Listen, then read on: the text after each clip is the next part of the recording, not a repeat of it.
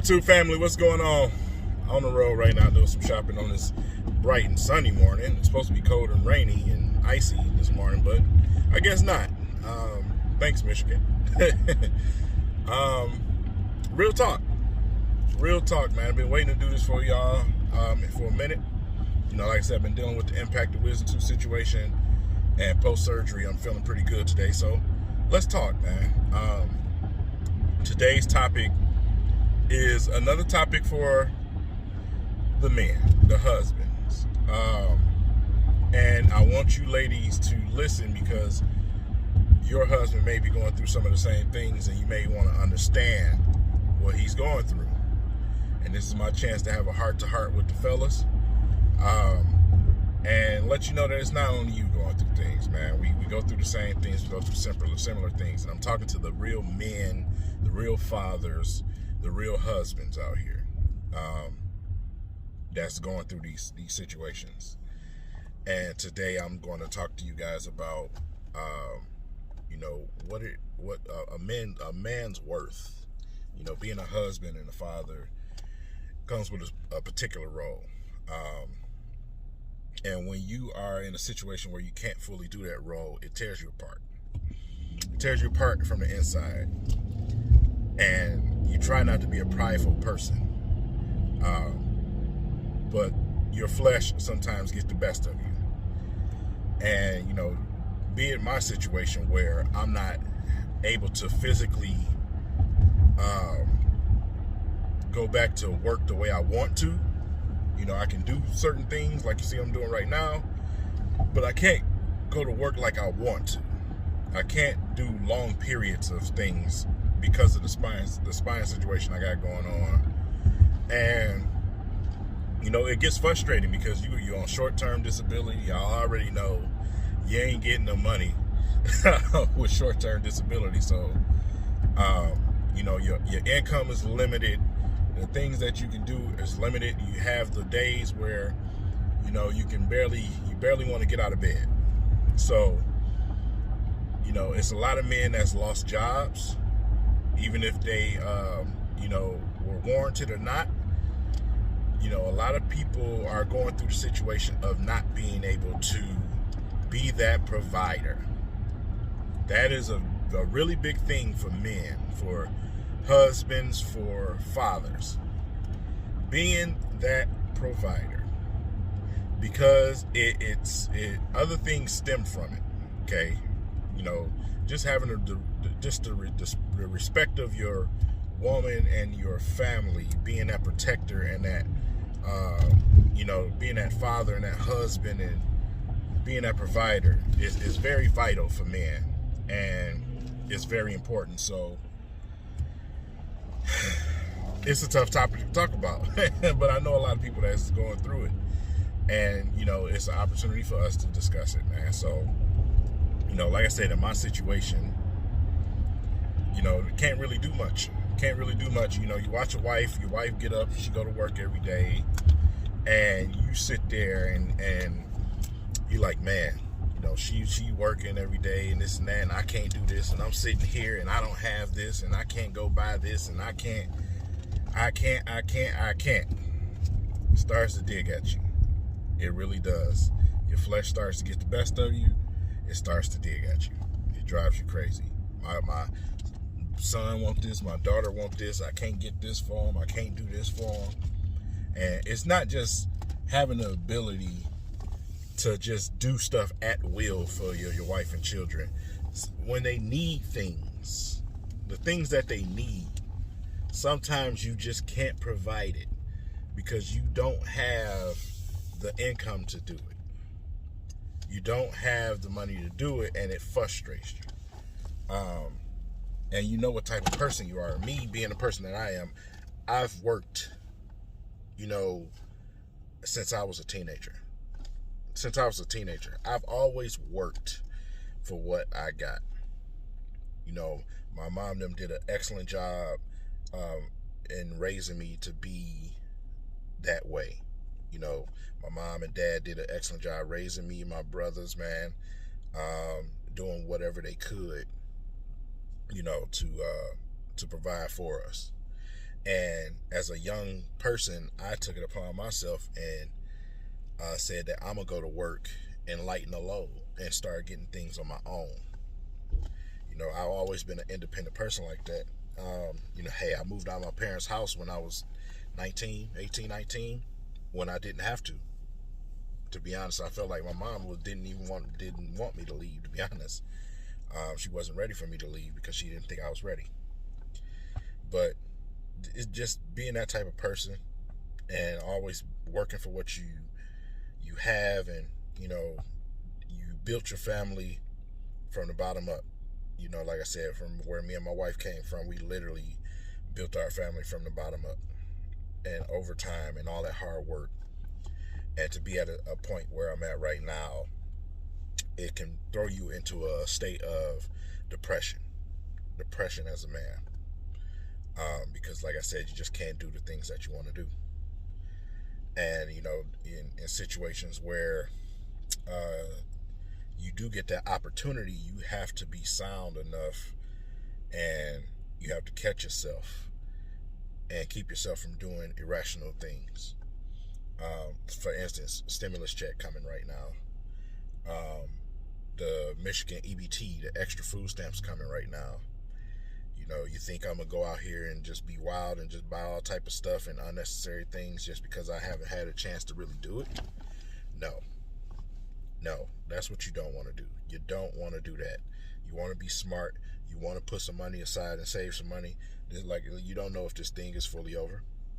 You better pay attention to these other countries like Brazil, Italy, these places in Europe that's going back into lockdown right now because of the new variants of coronavirus.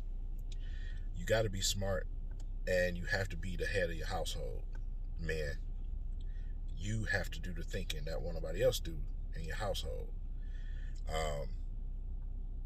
And like I said, when you in a situation like I am, it's easy for you to fall into that category where you're out here just blowing money.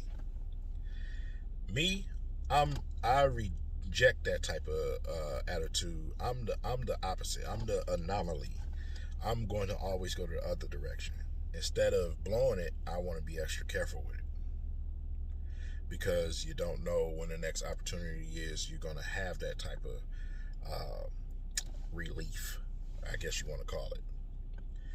But it's a stressful situation. Let's get back to the topic. It's a stressful situation, and I know it's a lot of dudes out here that's going through it, and it's for you women.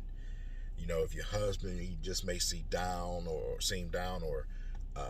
he may be snappy or things like that, you just got to try to weather the storm and understand what that man is going through mentally. When you have a husband and a father that absolutely loves his family, loves his wife, loves his children, he going through something. Because it's tough for him. I'm telling you now. He's going through something. You just have to do your best to try to understand and try to help him as best as you can. I just want you to know what he's thinking. I can't do nothing. What am I worth? Is what he's thinking. What is my impact on this household? Who am I? Do she even respect me anymore? What type of husband and father am I? I'm around the house all the time, can't really do nothing, cleaning up. What am I, a housewife now? While she at work, she the husband now? Those are the thoughts that the flesh started to work. Satan starts to work with that phone ringing. But Satan starts to work with that, man. He goes to work with that, and he tries to use it. So, you just got to understand that. You just have to understand that. And your boy been going through it. Because at the same time, I'm trying to build something. At the same time I'm trying to build something, things are being pulled from up under me. Everybody has to go through that storm. And I totally understand that. This ain't the first time me and my wife seen these type of situations. We have, man, you just don't understand. You don't understand the things that we've been through.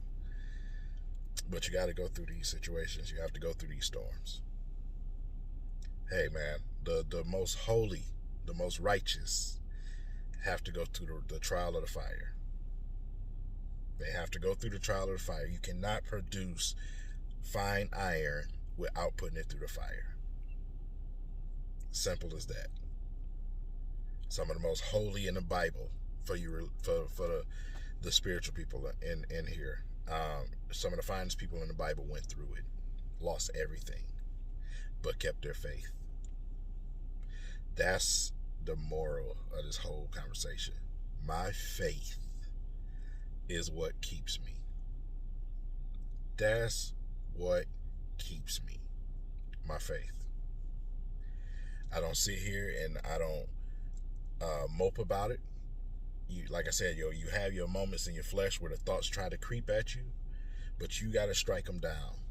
You got to strike them down. Your faith has to overtake you and overrun it. Simple as that. That's what keeps me. The Most High keeps me from going into those dark places and having those irrational thoughts, and keeps that wickedness away from me. So that's the whole moral of this conversation right here. If you're a spiritual person, you have ammunition that you need to use, and that's your faith. That's your faith. You just know that you're going to get through whatever the test is. We are not here on this earth to be the richest, the most wealthy. We are here to be tested. You are here. This is a test trial. The kingdom is at hand. I'm focused on the kingdom. You can have this here. So I'm not going to let this test, I'm not going to waste this opportunity and fail this test. Because you got to understand one thing. The enemy, the enemy only comes after, people that he feels is worth to come after. Simple as that. You look at it, some people be like, oh man, he sells drugs, he do all these wicked things, man, he's so rich. Hey man, Satan ain't got nothing to go after him for. But he got everything in the world to go after you for. So your struggle is a little bit different. So when I get attacked like that, my faith keeps me strong. I know I'm not being attacked for a reason, and I know for every curse there's a gift at the end of it. For every curse there's a gift at the end of it. So that's what keeps me, and that's my real talk subject with you guys today. Just to inspire you and let you know that you ain't the only one. You ain't by yourself. You're going through whatever you're going through. May not be a financial situation, may not be a physical situation, some mentally. Try your best to get closer to the Most High. Keep your faith. And know that, it's something for you at the end of it. Just don't give up. That's all I'm telling you. Don't give up. And for you women, don't give up on your husband. Don't give up on your husband. He needs you at that point more than anything. And I'm telling you, once he do get out of that hole, you're going to reap the benefits. Y'all be safe. Be blessed.